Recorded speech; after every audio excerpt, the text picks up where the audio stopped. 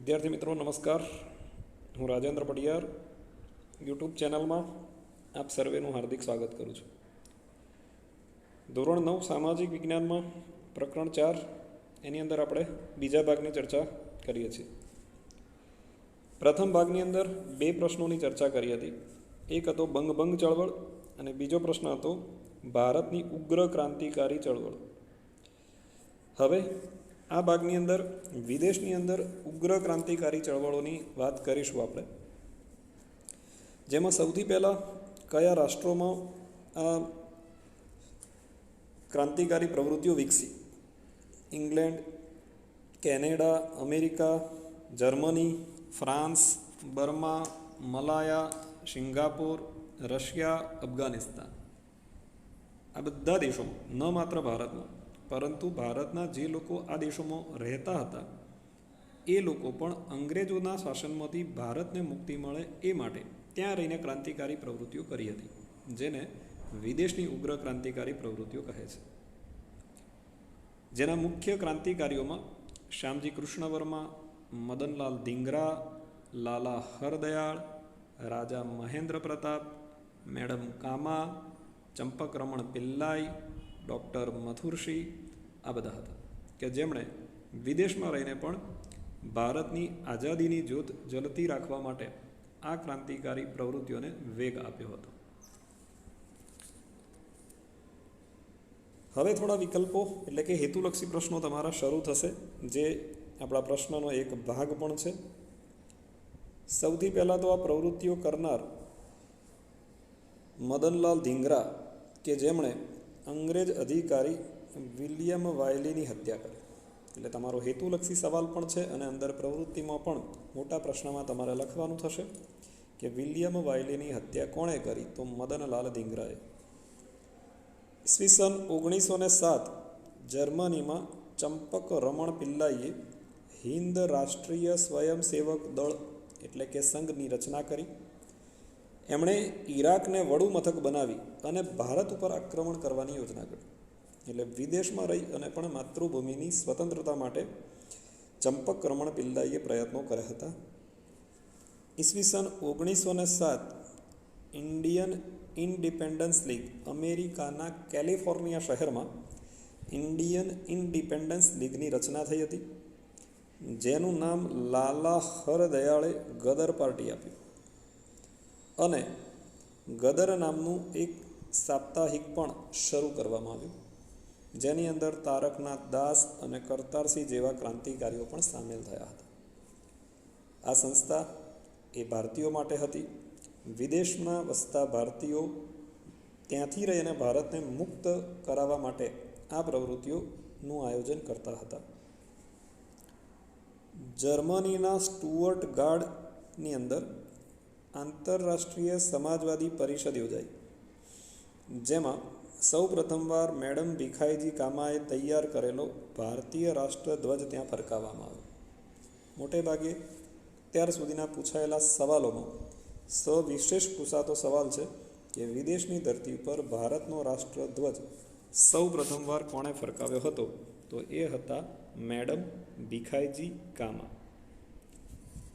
અફઘાનિસ્તાન, જેમાં રાજા મહેન્દ્ર પ્રતાપના નેતૃત્વમાં એટલે કે તેમના પ્રમુખ પદે કામ ચલાઉ સ્વતંત્ર સરકારની રચના થઈ અને રશિયા, તુર્કી, ઈરાન એટલે કે ન માત્ર અફઘાનિસ્તાન પરંતુ અન્ય દેશોમાંથી પણ સહકાર મળે તો અંગ્રેજો કદાચ ભારતમાંથી વહેલા ચાલ્યા જાય એ માટેના પ્રયત્નો પણ કરવામાં આવ્યા હતા.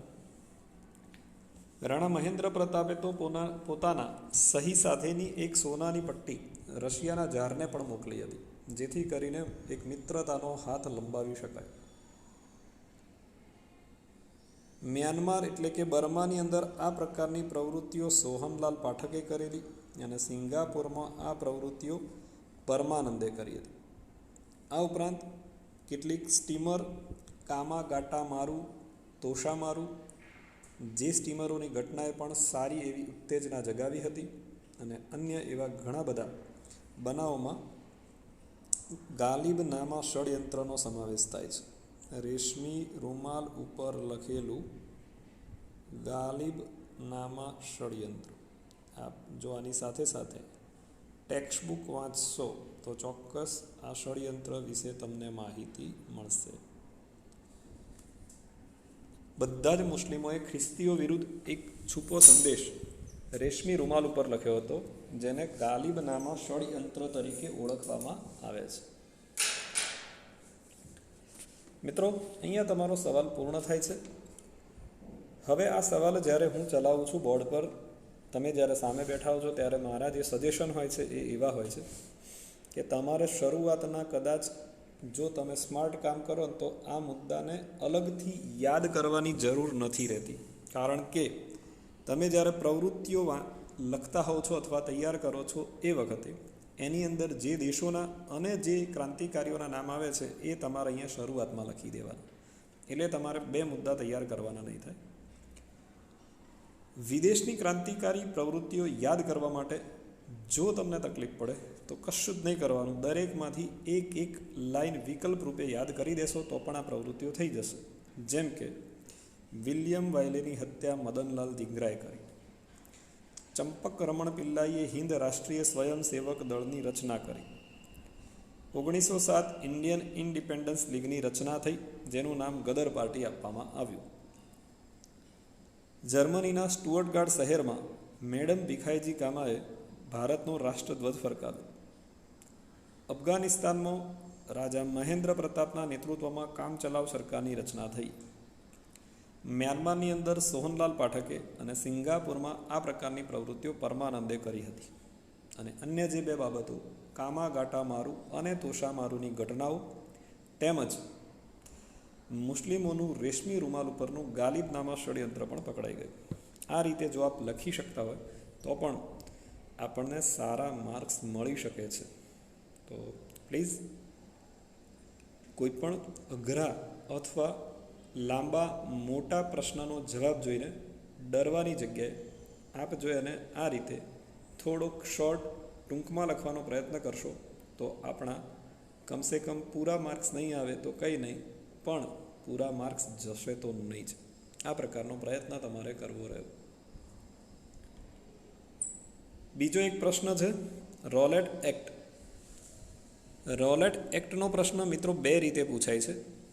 એક આખો પ્રશ્ન કે નોંધ લખો રોલેટ એક્ટ, અને એક બીજી રીતે પૂછાય છે નાનો પ્રશ્ન જે અહીંયા હું લખું છું કે રોલેટ એક્ટને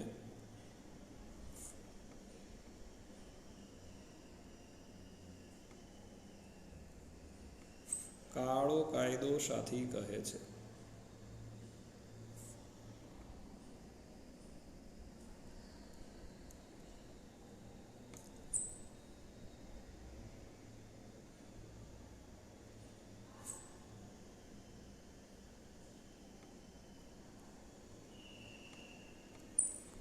બરાબર. અને એ કહેનાર છે ગાંધીજી. તો આવો બંને પ્રશ્ન જોવાનો પ્રયત્ન કરીએ. સૌથી પહેલાં આપણે આ રોલેટ એક્ટ એ છે શું? તો ઇંગ્લેન્ડના કાયદા પ્રધાન કે જેમનું નામ હતું સર રોલેટ, અને એમના નામ ઉપરથી ઘડેલો આ કાયદો રોલેટ એક્ટ તરીકે ઓળખાય છે. હવે મિત્રો, કાયદા તો ઘણા ઘડવામાં આવ્યા હશે, પરંતુ આ કાયદાને કેમ ભણવાનો છે? તો એ બહુ વિશિષ્ટ કાયદો હતો, જેને પ્રથમ વિશ્વ યુદ્ધ બાદ 1919માં ઘડવામાં આવ્યો. આ કાયદો શેના માટે ઘડાવ્યો હતો? તો ક્રાંતિકારીઓ અને રાષ્ટ્રવાદીઓનું દમન કરવાના આશયથી. એટલે કે પ્રથમ વિશ્વ યુદ્ધ જ્યારે પૂરું થયું પછી ઇંગ્લેન્ડના કાયદા પ્રધાન સર રોલેટ બન્યા, અને એમને લાગ્યું કે ભારતમાં ગાંધીજીનું આગમન થઈ ગયું છે, ધીરે ધીરે ક્રાંતિકારી પ્રવૃત્તિઓ વિકસી રહી છે. જો ભારતના લાંબા સમય સુધી શાસન કરવું છે તો જે ક્રાંતિકારીઓ ધીરે ધીરે અંગ્રેજ સરકારનો વિરોધ કરી રહ્યા છે એને દબાવી દેવા પડશે. અને એ દબાવી દેવા માટેનો એકમાત્ર આશય એટલે એવો કાયદો બનાવો કે જે કાયદા દ્વારા એમના પર દમન ગુજારી શકાય.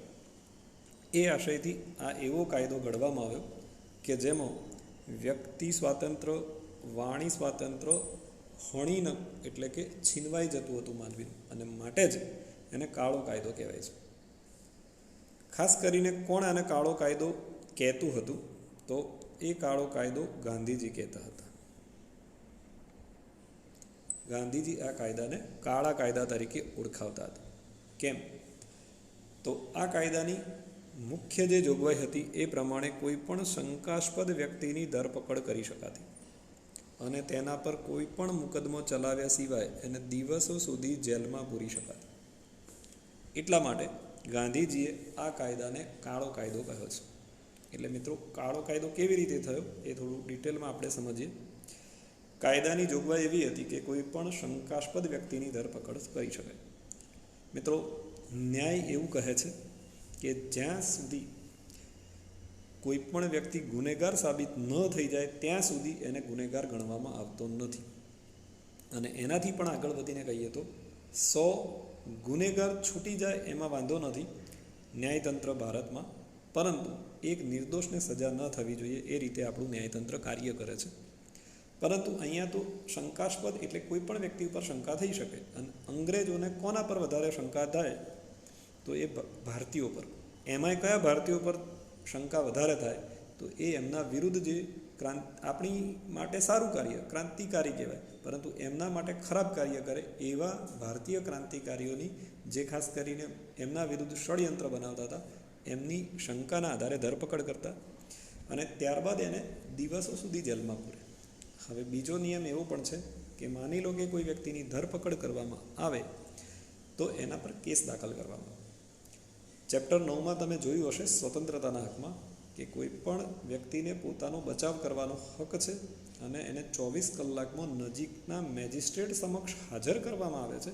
ત્યારબાદ એની કસ્ટડી 24 કલાકથી વધારે વધારી શકાય છે, ત્યાં સુધી એને વધારી ન શકાય. જ્યારે અહીંયા એવી જોગવાઈ કરી રોલેટે કે કોઈ પણ મુકદ્દમા વગર એને દિવસો સુધી જેલમાં રાખી શકાય. તો અહીંયા ન વ્યક્તિ શાંતિથી જીવી શકે, ન બોલી શકે, ન કોર્ટમાં કેસ કરી શકે. તો વ્યક્તિ સ્વતંત્રતા, વાણી સ્વતંત્રતા, વકીલ તરીકે દલીલ કરવાની સ્વતંત્રતા, આ બધું છીનવાઈ જતું હતું. અને માટે જ ગાંધીજીએ આ કાયદાને કાળો કાયદો કહ્યો છે. જ્યારથી આ કાયદો ઘડાયો એટલે કાયદાથી વિરોધીઓનું દમન કરવાની વિશેષ પ્રમાણમાં સત્તા મળી ગઈ કે હવે શંકા થઈ, ધરપકડ કરી, જેલમાં નાખ્યા અને એના પર દમન ગુજારવાનું. આ કાર્ય પૂરજોશમાં અંગ્રેજો દ્વારા શરૂ કરવામાં આવ્યું. ભારતના નેતાઓ, પ્રજાએ ઠેર ઠેર આ કાયદાનો વિરોધ કર્યો. એના વિરુદ્ધ અનેક જગ્યાએ સભા, સરઘસ, દેખાવો, હડતાળો વગેરેનું આયોજન કરવામાં આવ્યું. 6 એપ્રિલ 1919ના રોજ ગાંધીજીની ધરપકડ થઈ અને પંજાબની અંદર ડૉક્ટર સત્યપાલ અને ડૉક્ટર સૈફુદ્દીન કિચલુની પણ ધરપકડ થઈ અને પરિણામે લડત વધારે ઉગ્ર બની અને એને દબાવી દેવા માટે સરકારે વધારે દમન ગુજાર્યું. મિત્રો, પ્રશ્નની રીતે વાત કરીએ અને તો એક નાનકડો 3 ગુણમાં પૂછાય એવો પ્રશ્ન છે. રોલેટ એક્ટ વિશે નોંધ લો. તો તમારે લગભગ આમાં જે દેખાઈ રહ્યું છે સ્ક્રીન ઉપર એ બધું લખવાનું છે. હેતુલક્ષીની રીતે વાત કરીએ તો 1919માં આ કાયદો ઘડાવ્યો એ, ગાંધીજીની ધરપકડ ક્યારે થઈ એ, આ કાયદાનું બીજું નામ શું આપ્યું છે તે અને કોણે આપ્યું છે તે. અને એક 2 ગુણનો પ્રશ્ન વધારે પૂછાય છે કે ગાંધીજીએ આ કાયદાને કાળો કાયદો શાથી કહ્યો છે. તો આપણે આમાં લખવાનું એ રીતે છે કે આ કાયદા અનુસાર કોઈ પણ શંકાસ્પદ વ્યક્તિની ધરપકડ કરી શકાતી, એના પર મુકદ્દમો ચલાવ્યા સિવાય દિવસો સુધી જેલમાં રાખી શકાતી હતી.